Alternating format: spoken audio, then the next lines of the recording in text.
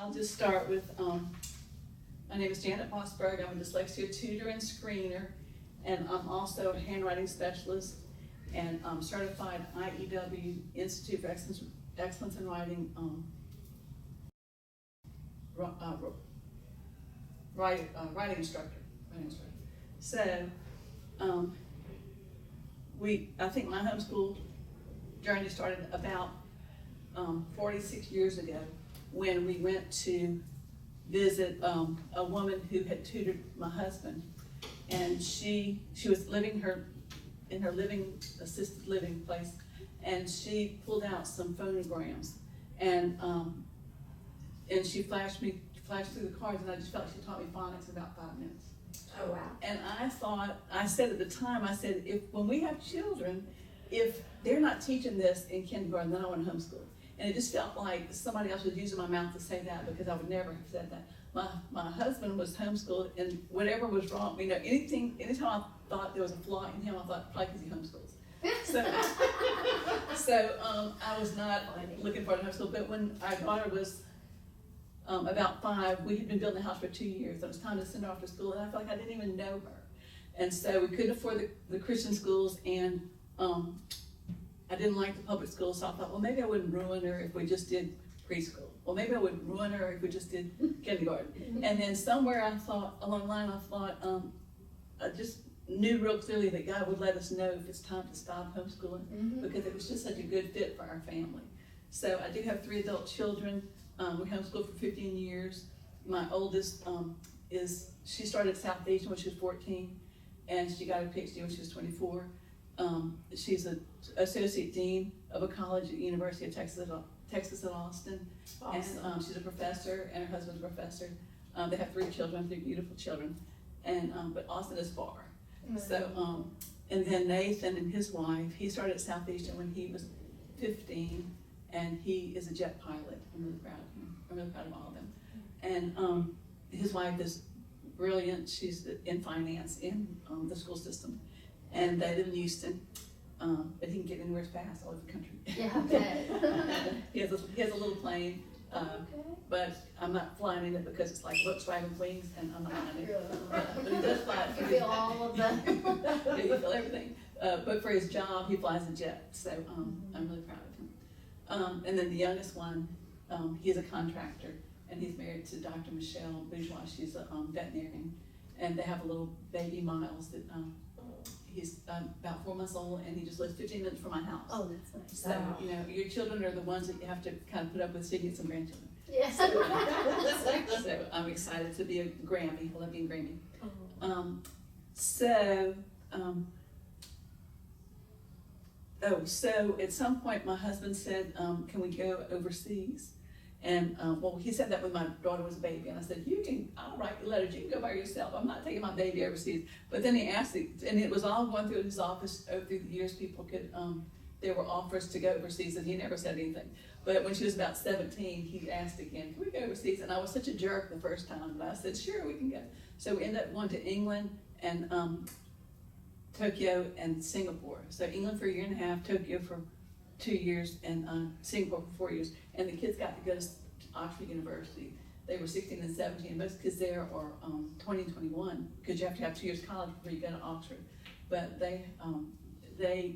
it was an amazing experience. Sarah went to Trinity College and Magdalen College. Nathan went to New College. It's called New College because it was built in the 1600s instead of 1200s, so it was new. So it was just like living a Christmas card, just amazing. So anyway,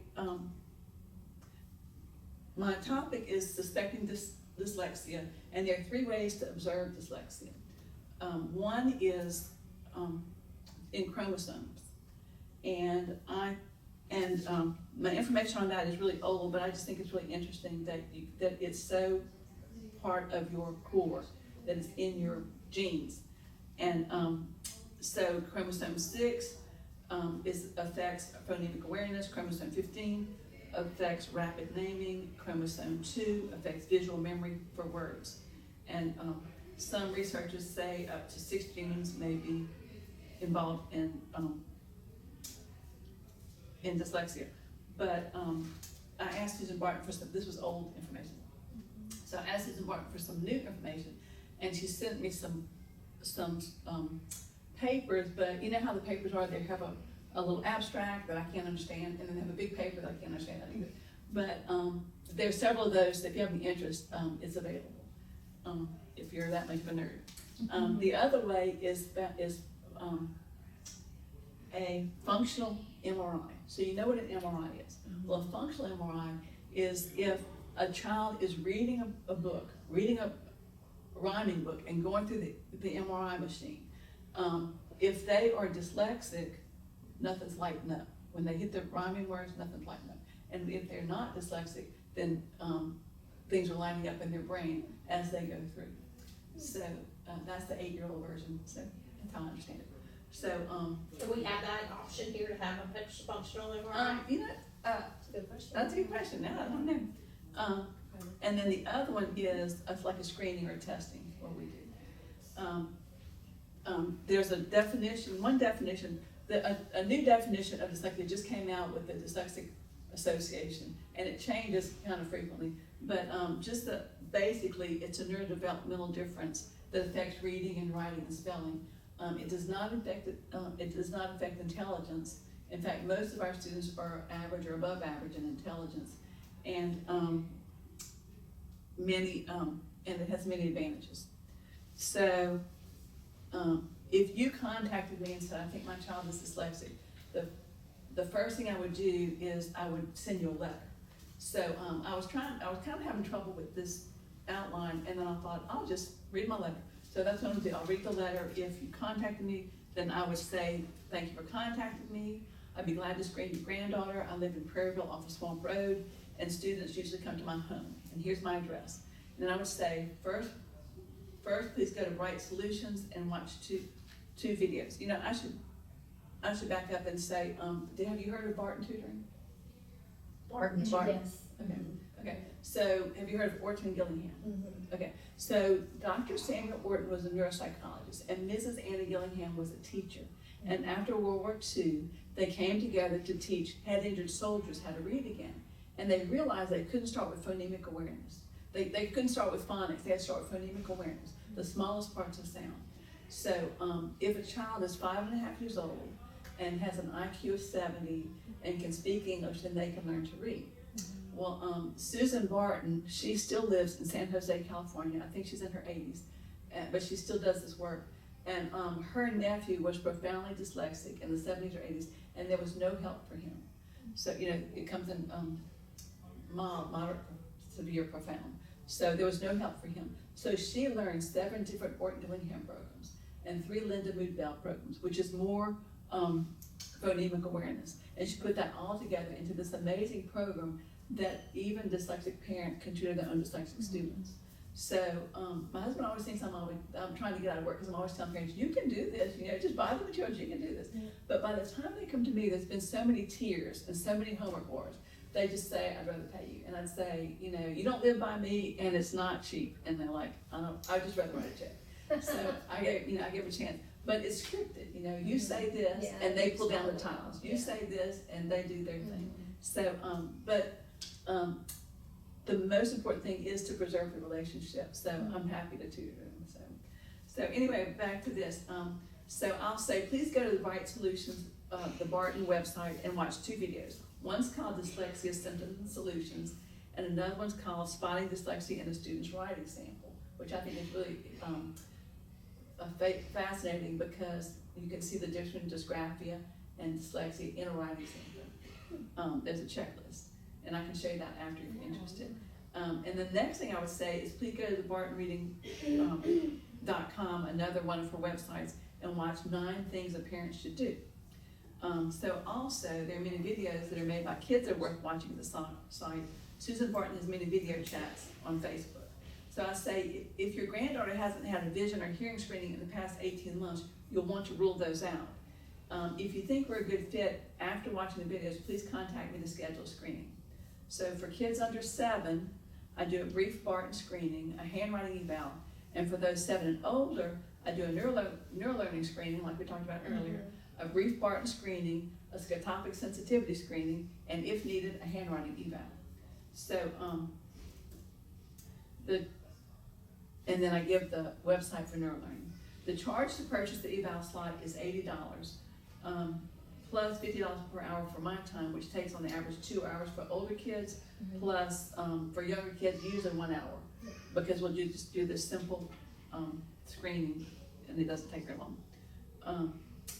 So please bring samples of her work unedited. I may need to collect some as well. Maybe you can get her to write 3 or 4 lines, maybe a thank you note. Barton tutoring is intense. Many of my students are anxious or depressed, I understand. At one time, I was also a mom paying for tutoring. I was paying for math tutoring. It's important to me that we not waste any time. I usually have a great relationship with my student and they make a lot of progress. Progress is slow but steady. If you think your grandchild would be manipulative, roll her eyes, have a bad attitude, or could not be reasoned with, I'm old and cranky and we would not work well together.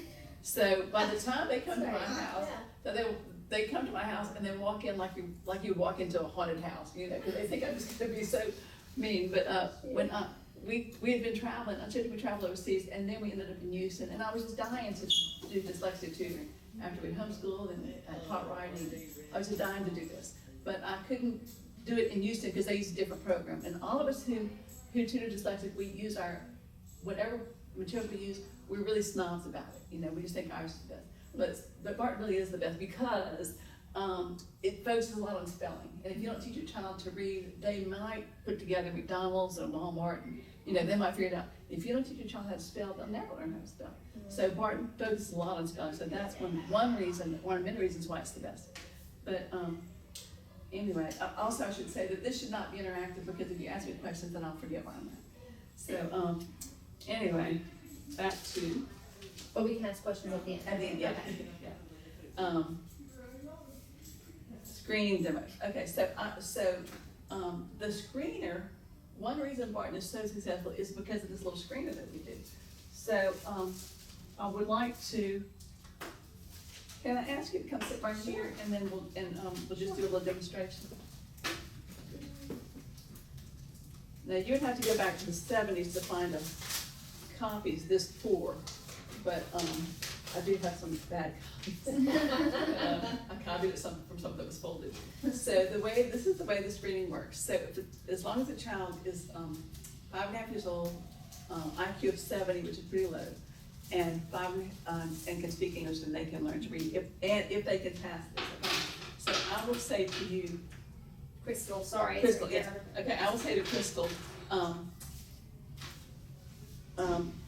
this has 3 tasks: task A, B, and C.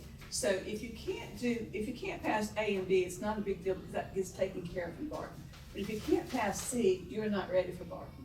And so This is for younger kids, right? this is for up to 5.5, maybe 5 years old. Okay. Actually, what she says is anyone who's had maybe 6 months of formal phonics, and you can see who's separated from the pack. And as soon as you know they're separated from the pack, then you know who needs to be screened. So I will say to you, please pull down 1 stone. Please pull down 1 stone for every word that I say. Not every syllable, but every word. You can use those because. So for every word that I say, please pull down 1 stone. So I'll say, the cat ran up the big tree. So pull down, not for every syllable, but for every word that I say, please pull down 1 stone. Oh, I didn't do it by what you just said. And I'm usually going to say it only once, but I'll just tell you again. The cat ran up the big tree.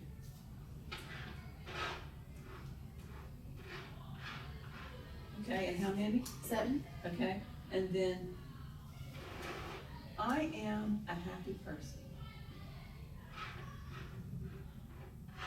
5. Okay, and I'll skip down to the bottom. The wild animal was eating spaghetti.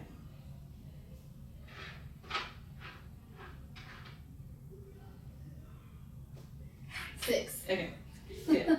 And then, and the reason I ask her to help me, when they come to my house, they are anxious, they're depressed, they have to tell one more person about their problem, and they hate meeting me. And so if they're, one thing at least they can help me count, you know, so, because I could have counted that myself, but at least they feel like they're helping if they can do at least that much for me. And I make a big deal about having them, see other kids coming and going from my house. Sometimes a kid will, before they're leaving, they'll hide the apple that's a timer, chicken in the room somewhere, and so they have to come in and listen for it. I just make them real aware of that You're not it's telling them. normal, yeah, it's normal, and it's a privilege, you know, that they know other kids in their class that would benefit from being here, but we have not connected with them, you know, maybe they can't afford it, maybe, you know, so they need to be thankful and not feel sorry for themselves. And another thing is they are happy to come, for some reason, they're happy to come after school. After they have worked harder than anyone else in the class, they'll still come for tutoring without complaining. But if you take away 1 hour of their playtime in the summer, they are whining. So it just works that way. Yeah. So, That's funny. so the next one, we won't use this, but the next one is this. This is called clapping syllables. So how many claps in cat? Cat. How many claps in catnip? Catnip. So we're doing syllables, okay? So Crystal, how many claps in bath? 1. One. Well, do I need to do it too? Okay. How many claps in bathtub? 2. How many claps in forgiven? 4, did 3. How many claps in video? Did do 3. How many claps in teacher? Teacher 2. How many claps in Thanksgiving? Did 3. How many claps in alligator? 4. Okay. Kind of tricky. I mean, yes, Yeah. I didn't question. Okay. So didn't mean to stress you out there. We're gonna find out if I'm dyslexic. Yeah.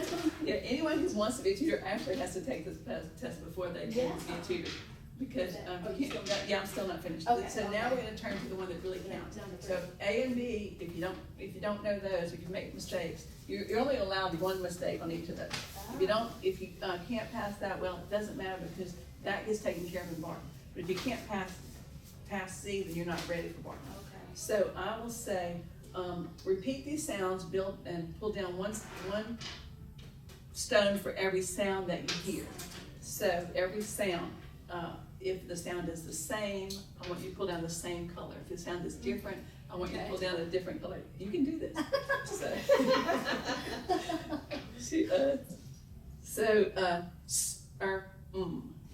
What did you say?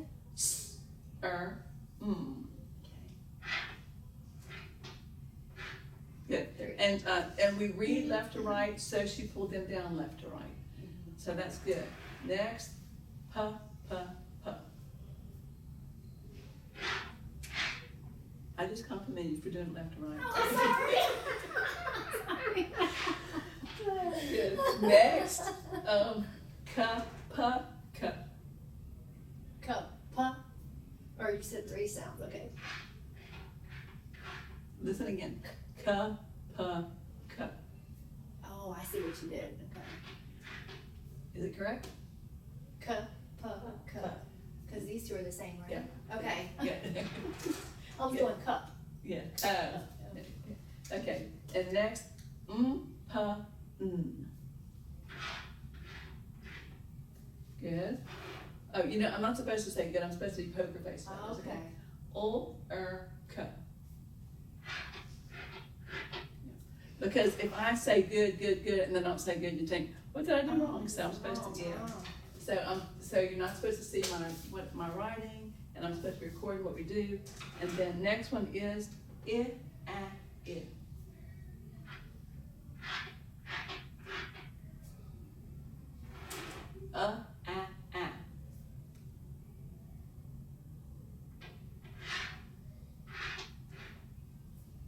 Good. Ch. Oh, I did it wrong. Sh. Ch. Sh. Good. Oh, see? It.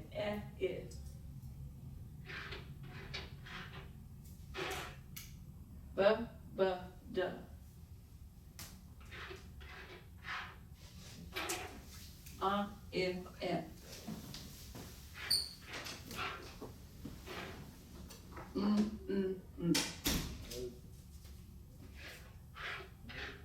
Okay, good. Was I past the test? Yeah, you can do too. So, anyway, I don't know if y'all know about Andrew Pudewa, and he wrote a program called, the Institute for Excellence in Writing, and he says that when kids write, they should only include, like if the class is given an assignment, then the students should write what's interesting and important. So these are some things that are, I can't tell you all about Barton, we'd be here all day, but these are some parts of Barton that to me are interesting and important. And the next one is the nonsense handout that you have. Do you have a nonsense word handout? Yeah. Oh, yes. Okay. Let me get. Okay, so I wrote this up and then I asked someone in the Barton office to edit it, and she said that she didn't know if parents would know how to read these words. So let me just read the first part of it and then I'll explain it. So this is called nonsense words. The remarkable value of nonsense words is that students cannot rely on their visual memory to read them. If you suspect dyslexia, this would not diagnose it. We're not doctors. However, you would find it interesting to compare how your student goes through this list as opposed to a list of common words. If students can easily read this list, they have learned how to properly decode. That is, to read by sounding out words. Of course, the last column is for older students. Susan Barton says that that to not be able to read by sounding out words is a hallmark of dyslexia. So anyway, when a word has a vowel that is closed off on the end by a consonant, we call that closed, and that vowel would say its short sound.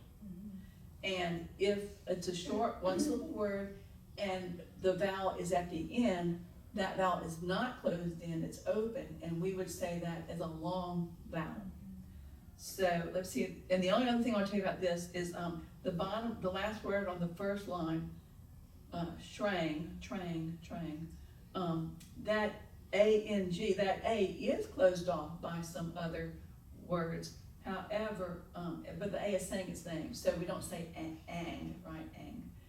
We say ang. So it's saying its long sound. We call that a unit, and a unit is 3 letters at the end of a word that make an unusual sound. What's so unusual about that? It looks like, because of its position, it should be a long vowel, but instead it's a short vowel, so that's why we call it a unit. 3 letters at the end of a word that make an unusual sound. Okay, so let's go through this list. Pof, deg, read it with me. Pof, deg, vatch, chaff, pund, drought, plisk, clove, trang, hilch, braff, plow, slew, shry, wandy, cheddin, putkel, truque, tambraj, snangrip, crown fence, pondrel, You really think about some of these. I know. Turbi, that's a long I at the end. Turbi. That's 3-letter I, 3-letter I. Yeah, Payhue, Brownfoon, Freight Law, and Grintrode. So, Grintrode, yeah. So can you see how, if you stop and think about these, you can read them, but you can see how someone would really stumble over these compared to some common words of these length, Yeah. right? So anyway, I just think that's kind of cool. I'm gonna do them with my son. Yeah, and the reason I focus on that is because a lot of kids complain about nonsense words, and a lot of adults think, why are we wasting our time with these words don't mean anything, why are we doing this? But it just makes a lot of sense in the world of dyslexia to use nonsense words. So next. So like I said, if you can't pass the Barton screening, you're not ready for Barton. So what do? You would, in the past, I would send them to someone to do Linda Mood Bell, which is expensive, hard to understand, hard for the tutor to learn, hard for the children to understand. But now we use a program called Foundation and Sound. And so what happens is they take the screening, they fail the screening, they do 12 lessons in Foundation and Sound, which feels like 12 board games. And then we take this again and they pass it. Oh, okay. And I've never seen it not work, and I've used it for a long, long time, I've never seen it not work. So Foundation and Sound, yeah, that gets them prepared for Barton, and then they'll be successful at Barton. So, what was next? So, you asked about neural learning. So, Dr. Brock and Frenette Ine, they wrote the book called Dyslexic Advantage. They also have a website called Dyslexic Advantage. And they also made the program called Neural Learning. So I used to give 9 separate screening tools to determine if a student fits the profile of someone who's dyslexic. But now, since there's an app for everything, I just give them my mini iPad, and they play 8 games. They read 3 passages from Neural Learning, and they right away it spits out a 6-page report for the teacher to tell the teacher, even though you have 30 students in this class, this is how you can accommodate this one child without too much commotion. Plus, it gives you a 28-page report, a lot of information about your child. I don't think anyone ever reads that long report, especially not the dyslexic parent. Plus, it gives you a number between 0 and 100 to tell you how your child's thinking lines up with other people who took the test. And who took the test? That would be other people who either have dyslexia or were suspected of having dyslexia. So this is kind of cool.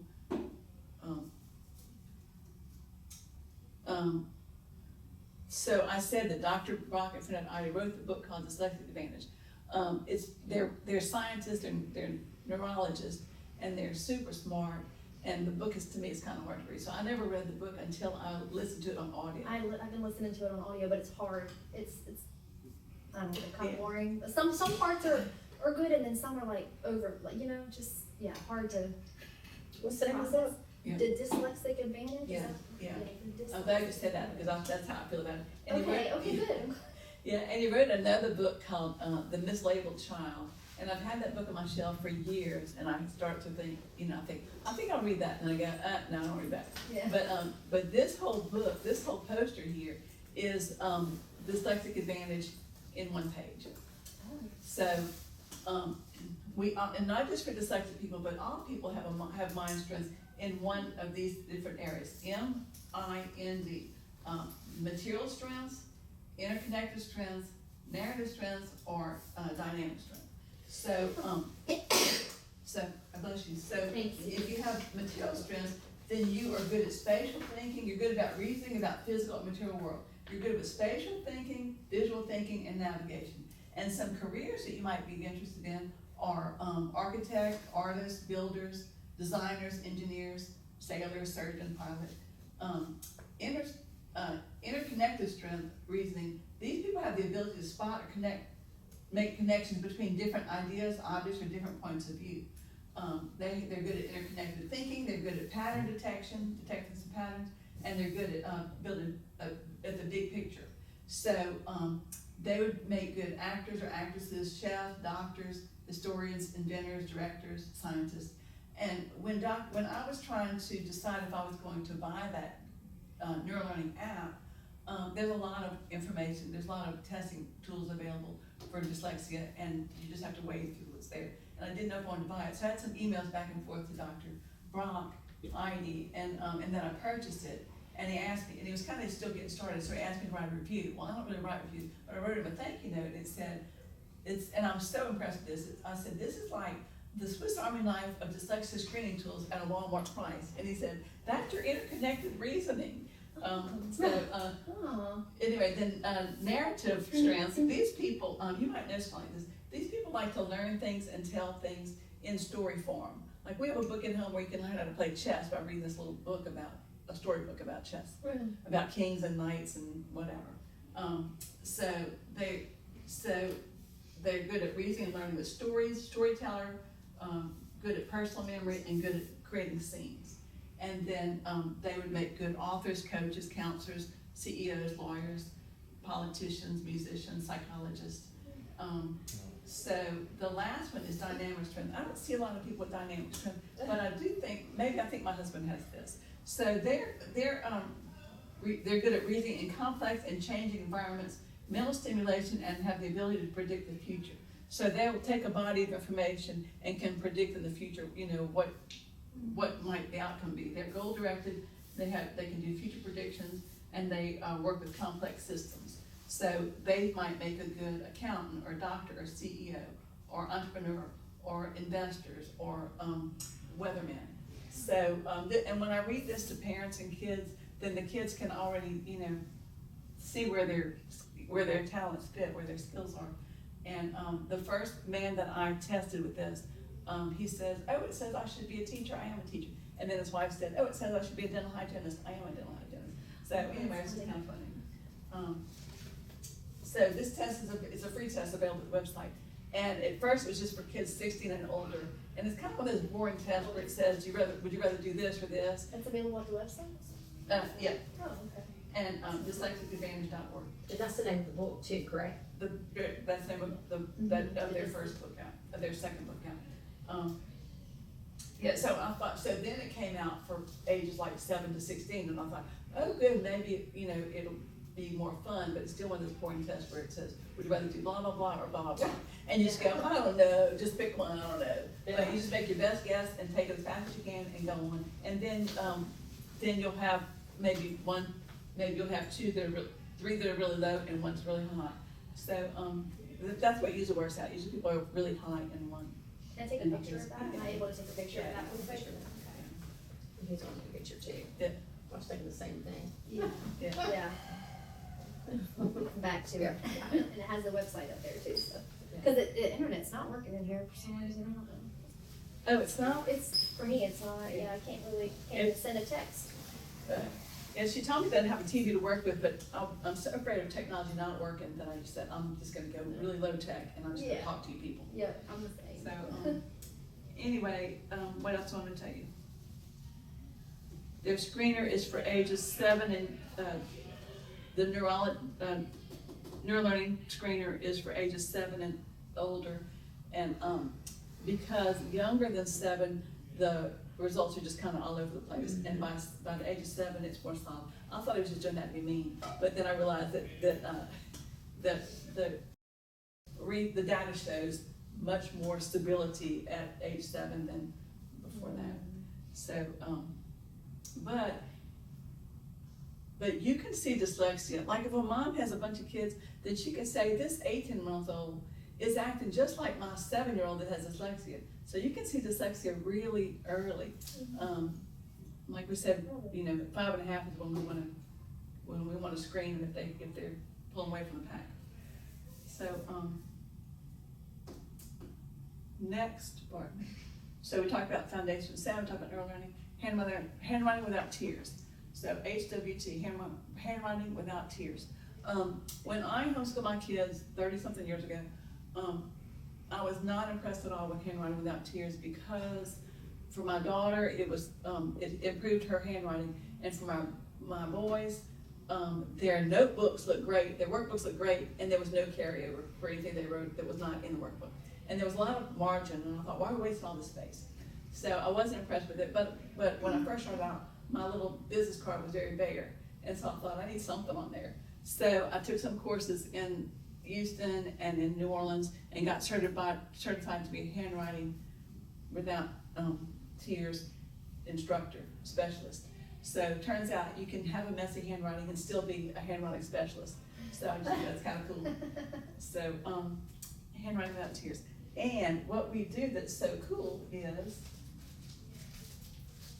I don't want to forget to give y'all these, okay?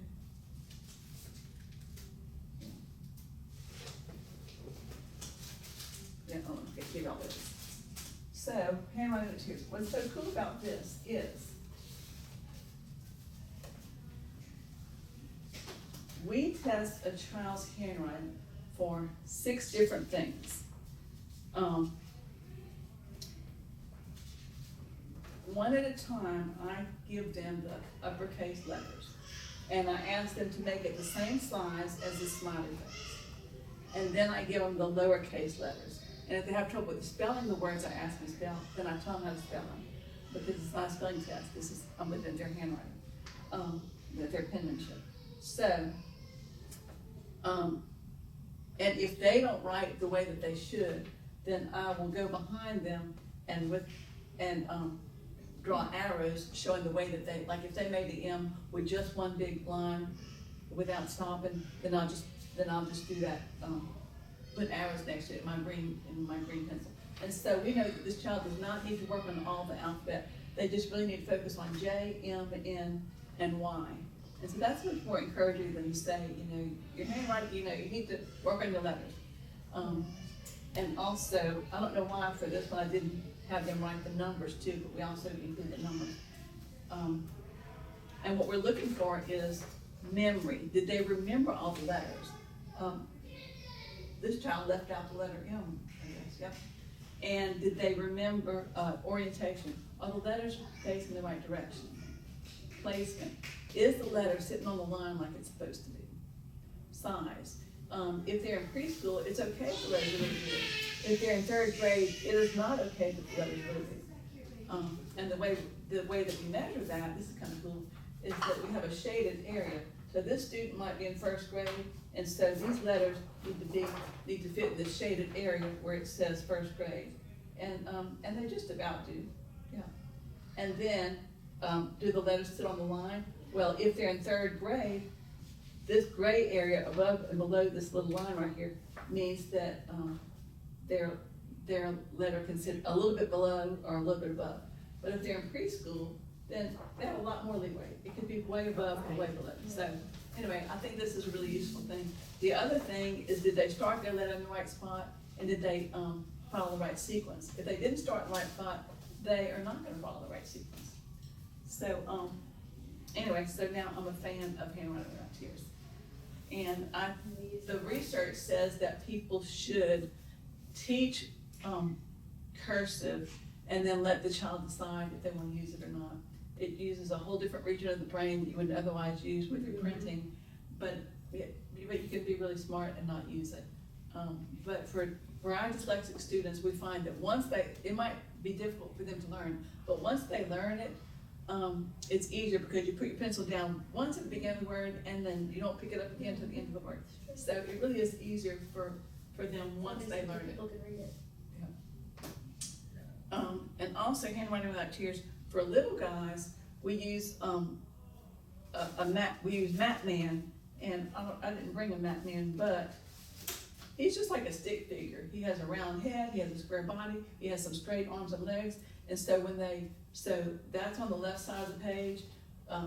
There's a picture of Matman, they trace it, and then they write their own on this side.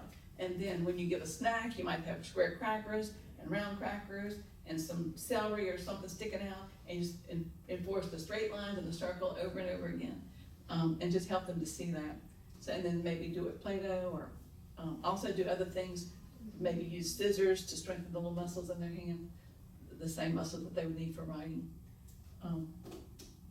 Next is, I left out IEW, but to me IEW is important. So, what time do we finish it again?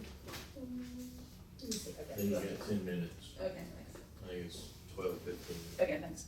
So, IEW. So, And what grade would you start that at, IEW? I don't do it by grade. If they have dyslexia, then they have to go through level 1, 2, and 3, and actually level 4, I think, before they recommend that you do IEW. But I also teach English. With Barton, right? Yeah. Levels 1, 2, and 3, okay. Yeah, Barton, yeah. So I also teach English as a second language, and I use these for my ESL students, and they love them. And the way that it works is, like if you went to piano class, your first class, they wouldn't ask you to compose something.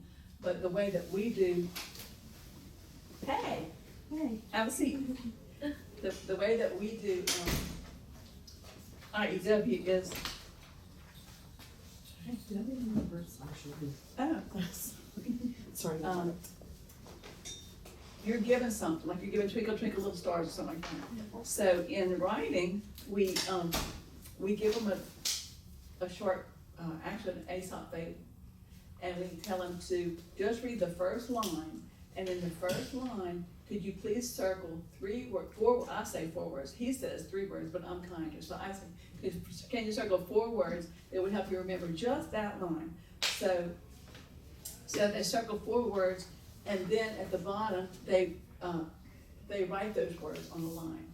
They write those words. We call this the keyword outline. So whatever words so a hungry fox saw a bunch of ripe grapes, they dangled high up on a vine. He jumped and jumped but could not reach them. He said, I bet those grapes are sour anyway. So they put the keywords on the bottom line, and then we fold it over and they retell the story back from this. Oh. And so it's really clever. It's great for not plagiarizing. They're not sure what plagiarizing is, but they know they're not supposed to do it. And it's really good for ESL students. So I see hungry bunch grapes, and I remember there was a hungry fox that saw a bunch of grapes. He jumped, couldn't reach. He jumped and he couldn't reach the grapes. So I'm not saying exactly what was there, but I am putting it together in a story that makes sense. So for the first 6 units, the first 6 units that we go through, we give them something to write. We don't say, tell me about your grandmother, tell me about your vacation. We give them something to write for the first 6 units, and then after that, they are on their own. And they are really quick to say, I don't need your help. So this when they get to that point, so this is so what I did is I gave them a picture of this calendar that I was finished with, but I didn't want to get rid of it. So I just said, choose from one of these pictures and write the best story you can about it. So here this child writes, a dead cat, a statue of a cat. And that was June 17th. And then July 10th, he writes this. In a museum in London, there's a statue of a cat. It's called a cat with a gold earring. It could be made of gold, which is rusting. So anyway, we teach them lots of skills, and then they can do so much better.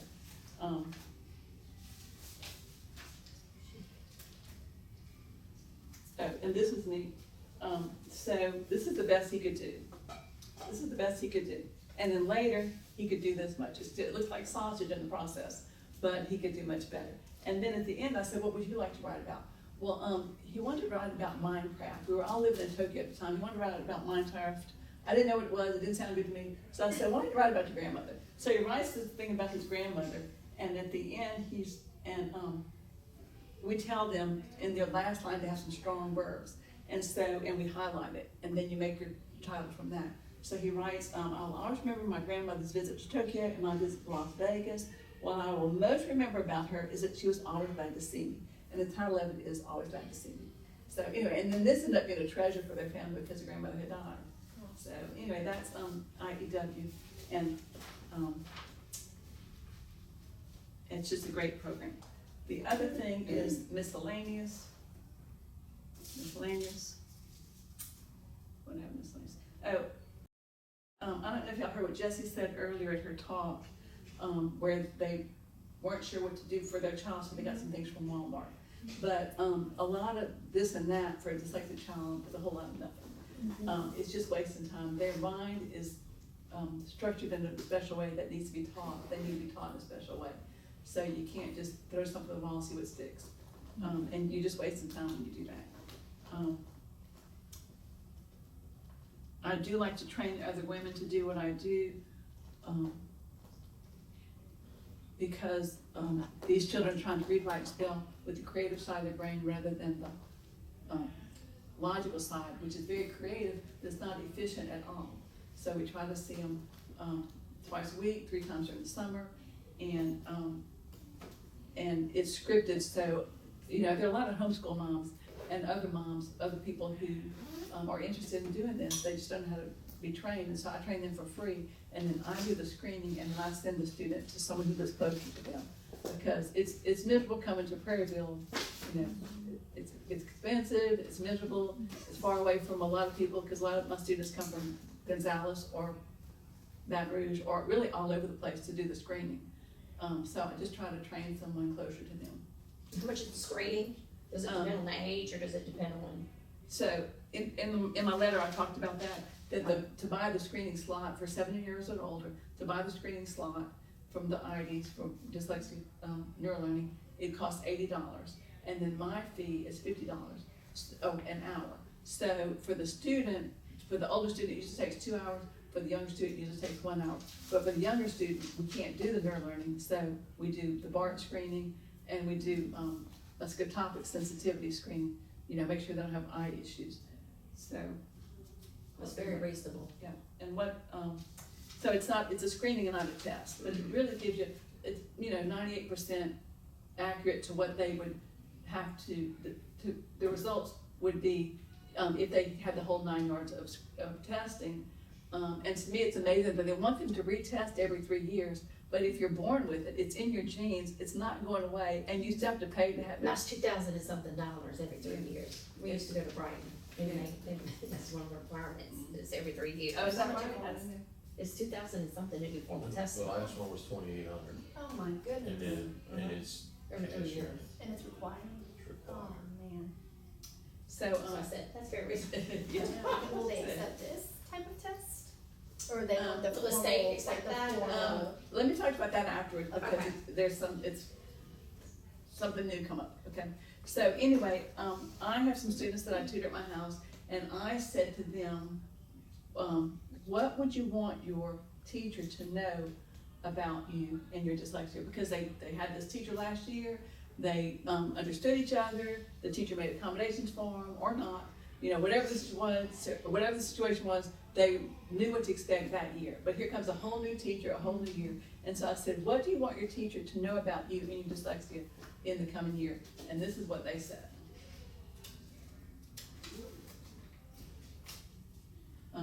I need more time. Don't make me read in front of the class. I think differently, but I'm super smart. So anyway, that's all. And if you have any questions. Okay. And I'm glad to talk with you, at home or answer questions or whatever. Yeah. How old is your child? He is 8. He just turned 8 in May. Good. Yeah, so that testing, it's also interesting, I know they have the 0 to 100, but they also have the what do you call it? Like the subcategories. And so they're based on 1 to 10. And so each category, the higher the number, the more likely he's to have trouble in the, Yep. yeah, and so that was hard, I was just trying to understand, because I really wasn't kind of explained, so making sense of this test, what do I, and so, Well, the Yeah. important part of that test is the number. The bottom line is the number. yeah, And if they are moderate or mild or severe, or profound, they need tutoring. And then it may come along with ADD, ADHD, whatever. And that needs to be taken care of separately. Every little piece has to be taken care of separately. yeah. So, So you were saying, so you could do this on your own? That's what you were Sure, saying, yeah. you were saying Yeah. some parents want, to bring their child to you, but, so I just have one at home. I feel like I have the time to be able to devote, yeah. the woman that actually did do the testing, cause she was even saying we could push him through, she was, cause she didn't think that he was gonna score as high, and she, cause she's used to seeing higher than that.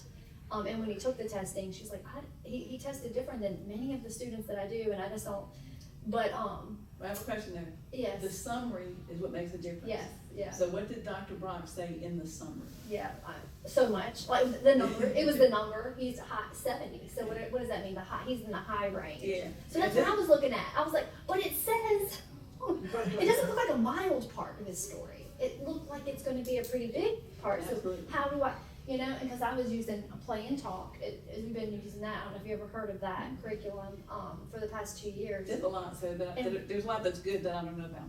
Right, and so, anyways, but we've been thinking about switching, we were thinking about doing all about reading and all about spelling, what are your thoughts? Cause they're on Orton Gillingham, Yeah, what are your thoughts on that those? came about after I finished homeschooling and was, doing all my research about what I like. Some people have described it as the difference between a puddle and a pool, and that you should use a Barton. Barton's the pool, and that's the puddle. Oh. But, that's Yeah. somebody's opinion, Yeah, and that stuck in my head because of the way they said it. right. But I'm the last person you should ask, I don't know. Yeah. Is there somebody in the Central or Delamere that does tutoring? Central. So there's someone that's trained, but right now she's working as a para, and so all her time is consumed that As a what? para She's in the schools. in schools. Oh, okay, yeah, okay, yeah. and there might be someone that's closer to that. So Amy Strickland, she is in the White Oaks area, like White Oaks, Shenandoah, so I think that's not too far. Who's that, Amy? Amy Strickland, Strictland. Another question, how much does tutoring cost? $50 an hour. Okay, but, and you said two days a week typically. Right. So 50, how long, is it an hour session? Yeah, I try to give a full hour, you know, so like a Yeah. professional hour might be 50 minutes long. I try to give a full hour. Getting Okay. paid 20 an hour to teach at a So where did you public say, school. I might write down that name, cause you're in Perryville, right? I have a Yeah. master's And where are degree. you? I'm in Central as well. Oh. Yeah, I know who you're Makes talking no about, sense to me. Zachary, right? Zachary? You were talking about, she's a para, Yeah. you're talking about, yeah, and she lives in Zachary, is that She's in Central. Central? Okay, Yeah, okay. yeah. This Oh, one right here, oh, Amy oh. Strickland? No, she lives, Why This one one's of in the area, Brighton. yeah. Okay. Sure, living in by the. I think, okay, that's. Yeah, she did this talk last year. You're in But Zachary. anyway, okay, so I could teach that, Barton, on my own, Absolutely, right? yeah. Yeah, cause one of the things she was saying, the woman who did it, she was fantastic, great, and she was like, I could, get him through one, cause he, pretty quickly on the one, and then you could sit here and watch me, like, you could stay and watch me do it, and then you can do two, like, you can learn, you're learning from me, and then you can continue that on in two. Absolutely. But then she was like, I think what you're doing is actually making, because I'm doing play and talk, I kind of told her a little bit about it, but I'm feeling like I don't want to continue that. So I was literally this morning and yesterday, I'm like, I feel like we need to do something different. So I don't know, so I think Barton, you should go I to, mean- yeah, I think you should go to the Barton website. do I need to be trained on how to do that? Like, okay, how do you get training to I'm do the glad, Barton? I'm glad to train you for free. Oh, But you but did use- say that. I use my Barton videotapes, my Barton, Oh. Barton training. So it's like a distance kind of thing, like a virtual? No, or just come to my house and, also, And what does that consist of? when I How was, long is when it? I was preparing for this, I saw that you can, watch the videos online, because when we trained, there were CDs. And, we might be the last ones still using CDs. And I thought, Susan Barton, I hope she's coming to this century and that she's offering something besides CDs. But, did I mean to say CDs? Yeah, DVDs, yes, DVDs, yeah. So, anyway, I saw recently that you can watch them online. Okay, And how many hours does it take in the training? yeah, that's what I was gonna ask next. Like, You just you just come over and I show you my schoolroom and I show you the students' work. And maybe you watch me tutor a student, and people have told me over and over how helpful that was, that they could just watch me interact with a student. So, on the yeah, job maybe, training. yeah, not a lot, So we're saying maybe 3 days, 5 days, or 2 days. Oh, okay. So two, and when you say days, like how many hours in a day? Maybe 2 hours the first day, and then you watch a student for an hour, and then when the student leaves, we talk about it for an hour. So Barton, oh, sorry. No, you're good. So Barton, that consists of spelling as well, like, so reading, that would be your language arts. Is it over? It's open. It's over? Okay. I was coming in just Oh, to get some information. We just were able to show up. Okay. Yeah. They told me they told me to go to my table. I was looking for you. Are you at the table now? Yeah, I Oh, forgot. I need to go over there now. So let me go over there. And then Meet we you can there. come talk to you over there. Yes. Well, Yeah, at least sorry I know about what you that. look like. No problem. No, thanks. So that would be considered the language arts portion, right? All of it? Barton would Do you need help? I don't, thank you. I'm good with that, thank you. Barton replaces all language arts while you're doing Barton. Okay, so like, cause if we were to, let's say he's going into 3rd grade, so that would just be Yeah. all you the would- way. You would confuse them if you had something else going on at the same time. Cause she was even thinking, she was almost saying, well, at first, you don't need to start with one, she's like, well, I could, even if it's review, like he may know, but we can review and it'll probably go through for number 1 quickly. Barton was originally designed for adult readers, and then someone said, well, children have trouble reading too, so then they added the. But they want you to start with 1, right? What's that? They want you to start with 1, right? Yeah, Start at yeah, level even 1. adults have to start with level 1. Yeah. No, can I do that? Oh, yes. There's two. Oh, yeah, that's, well, now you throw a wrench in things, like, thinking about, Well, I'm just Confirmation. I'm not an expert. maybe. I have a lot of experience, but I'm not an expert. But some things work and just some things don't work. And